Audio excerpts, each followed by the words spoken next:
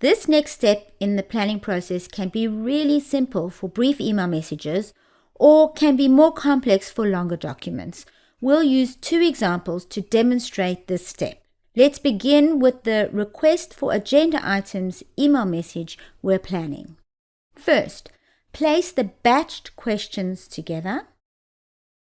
Second, order the questions logically in each batch. Third, rank the batches in terms of which batch should go first, second, and third. And finally, decide on a topic name for each batch. For longer documents, this will help you develop the document structure or hierarchy. For this brief email message, planning is now complete, and you can write the draft email by answering each question in the order it appears. Each topic in this case will be a paragraph that will form part of the body of the email. Now for a more complex document.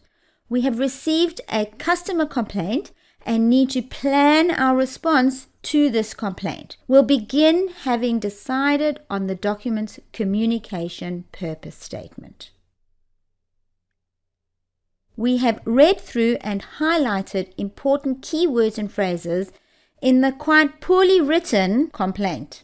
The person who will receive your response is the customer who wrote this message. And putting ourselves into the shoes of the customer who wrote the complaint, we have asked ourselves, what questions do I believe the customer would like answered?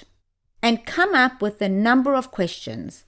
These are what our customer would want the response to answer. We start by highlighting one question and then looking for others that are related to that question. All the yellow highlighted questions relate to the delivery problem.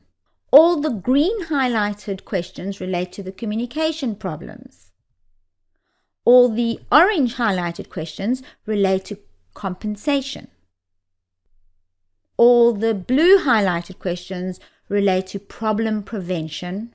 Now it's time to order the questions and rank the batches.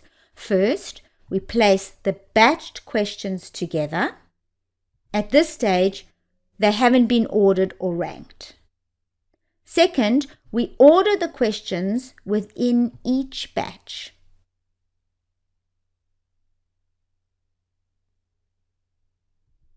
Third, we rank the batches in terms of which will go first, second, third, and fourth. Now the questions are ordered and the batches are ranked. Once you have finished ranking, you can decide on topic headings for the batches.